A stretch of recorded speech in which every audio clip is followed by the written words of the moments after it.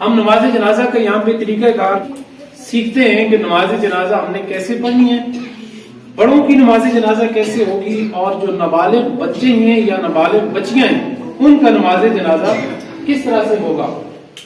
ٹھیک ہے، تو ہم فرض کریں کہ یہ ہمارے سامنے جو ہے نا وہ امام صاحب کے سامنے نماز جنازہ ایک طرح سے رکھا ہوتا ہے، ایک چارپائی آپ اس کو تصور کر لیں. بڑے مرد ہیں یا عورتیں ہیں، ان کے اندر جنازے کے اندر جتنی بھی تکبیریں ہوتی ہیں ان کا طریقہ کار ایک ہی ہوتا ہے. سمجھ آ رہی ہے؟ فرق کہاں پہ ہوتا ہے جب چھوٹے بچے ہوں یا بچیاں ہوں ان کا نماز جنازہ الگ طریقے کے ساتھ، یعنی ان کے اندر دعا ایک مختلف ہوتی ہے. پتہ ہونا چاہیے کہ جو نماز جنازہ ہے یہ فرض کفایہ ہے. کیا ہے؟ فرض کفایہ. فرض کفایہ کا کیا مطلب ہے؟ کوئی بتائے گا فرض کفایہ کا کیا مطلب ہوتا ہے؟ فرض کفایہ کا مطلب یہ ہوتا ہے کہ اگر آپ کے پورے علاقے میں سے چند لوگ بھی ادا کر دیں تو نماز جنازہ آپ سب کی طرف سے ہو جائے گی، اور اگر ایک بندہ بھی ادا نہ کرے تو کیا ہوگا؟ سارا محلہ سارا معاشرہ گنہگار ہوگا. سمجھ آ رہی ہے؟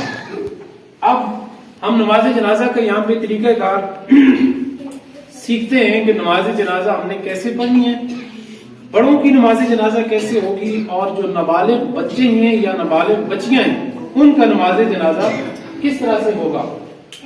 ٹھیک ہے، تو ہم فرض کریں کہ یہ ہمارے سامنے جو ہے نا وہ امام صاحب کے سامنے نماز جنازہ ایک طرح سے رکھا ہوتا ہے، ایک چارپائی آپ اس کو تصور کر لیں. باقی بچے خاموش ہو جائیں ذرا تھوڑی دیر کے لیے. کرنا یہ ہے، سب سے پہلے آپ نے وضو کرنا ہے، اور وضو کرنے کے بعد مثال کے طور پہ اگر ہم جو بالغ یعنی بڑے مرد ہیں یا عورتیں ہیں ان کے اندر جنازے کے اندر جتنی بھی تکبیریں ہوتی ہیں ان کا طریقہ کار ایک ہی ہوتا ہے. سمجھ آ رہی ہے؟ فرق کہاں پہ ہوتا ہے جب چھوٹے بچے ہوں یا بچیاں ہوں ان کا نماز جنازہ الگ طریقے کے ساتھ، یعنی ان کے اندر دعا ایک مختلف ہوتی ہے. سب سے پہلے نیت ہوتی ہے، اور نیت میں آپ نے کیا پڑھنا ہے؟ آپ نے میرے ساتھ مل کر پڑھنا ہے. ٹھیک ہے، میں نیت کرتا ہوں.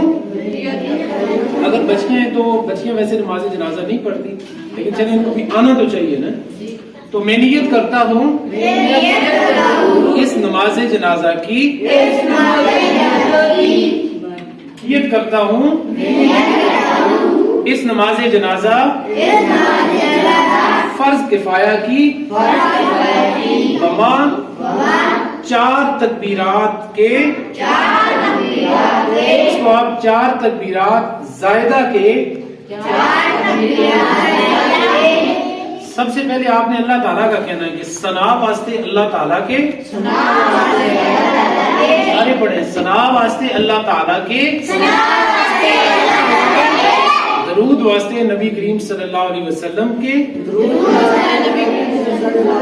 اور دعا واسطے حاضر اس میت کے، پیچھے امام صاحب کے، منہ میرا خانہ کعبہ شریف کی طرف. اللہ اکبر. اللہ اکبر جیسے ہی کہنا ہے کانوں کو ہاتھ لگانا ہے، کانوں کو ہاتھ لگائیں. تو کانوں کو ہاتھ لگانے کے بعد آپ نے ہاتھ بند نہیں. ٹھیک ہے، اب آپ نے اس کے بعد ہاتھوں کو کھولنا نہیں ہے. ٹھیک ہے، صرف یہیں پہ پڑھتے رہنا ہے. جیسے ہی امام صاحب اللہ اکبر کہیں گے تو آپ نے پھر اگلی تکبیر پڑھنی ہے. تو پہلی تکبیر میں جو سبق پڑھنا ہے وہ کیا پڑھنا ہے؟ ثنا سبحانک اللہم وبحمدک وتبارک اسمک وتعالی جدک وجل ثناؤک ولا الہ غیرک. یہاں تک سمجھ آ گئی ہے؟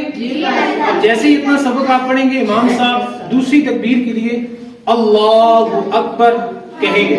ٹھیک ہے، دوسری تکبیر آپ نے ہاتھ نہیں اٹھانے. اب آپ نے دوسری تکبیر جیسے ہی امام صاحب کہیں گے اس کے بعد آپ نے سبق کون سا پڑھنا ہے؟ درود شریف. درود اس میں تھوڑی سی آپ نے تبدیلی کر کے پڑھنی ہے، اور درود شریف یہ والا پڑھنا ہے اللہم صلی علی محمد وعلی آل محمد کما صلیت وسلمت وبارکت ورحمت وترحمت سارے پڑھیں وترحمت علی ابراہیم وعلی آل ابراہیم انک حمید مجید. امام صاحب پھر اللہ اکبر کہیں گے. تیسری تکبیر. اب تیسری تکبیر میں جو سبق آپ نے پڑھنا ہے بڑوں کے لیے، چاہے عورتیں ہوں چاہے مرد ہوں، اور وہ سبق سب کے لیے ایک ہی ہوتا ہے، وہ دعا ہے. سارے اونچی آواز سے پڑھیں گے اللہم اغفر لحینا ومیتنا وشاہدنا وغائبنا وصغیرنا وکبیرنا وذکرنا وانثانا اللہم من احییتہ منا فاحیہ علی الاسلام ومن توفیتہ منا فتوفہ علی الایمان. 3 تکبیریں ہو گئی. چوتھی تکبیر میں امام صاحب پھر اللہ اکبر کہیں گے، اور جیسے ہی ان کا سلام تکبیر ختم ہوگی تو چوتھی تکبیر میں آپ نے اس کے بعد کچھ بھی نہیں پڑھنا، صرف وہ السلام علیکم ورحمۃ اللہ اور السلام علیکم ورحمۃ اللہ. اب آپ نے جیسے ہی امام صاحب اپنا السلام علیکم ایک طرف وہ کریں تو آپ نے یہ دائیں والا ہاتھ نیچے چھوڑ دینا ہے، اور جب بائیں طرف السلام علیکم ورحمۃ اللہ کہیں تو بائیں والا ہاتھ آپ نے چھوڑ دینا ہے. سمجھ آ رہی ہے؟ یہاں تک سب کو سمجھ آ گئی ہے؟ اگر بچے کا جنازہ ہے یا بچی کا، چھوٹے بچے یا بچی کا، اس کے لیے بالکل یہی طریقہ ہے. صرف جو تیسری تکبیر ہے، پہلی دونوں تکبیر وہی ہوں گی، ثنا بھی اور درود شریف بھی. تیسری جو تکبیر ہے جس میں ہم پڑھ رہے تھے اللہم اغفر لحینا، اب اگر یہاں پہ بچہ ہے سامنے جنازے، چھوٹے بچے کا جنازہ ہے، تو آپ نے تکبیر کون سی پڑھنی ہے؟ اللہم اجعلہ لنا فرطا واجعلہ لنا اجرا وزخرا واجعلہ لنا شافعا ومشفعا. یہ تکبیر یاد ہو جائے گی؟ یاد کر کے آنی آپ لوگوں نے.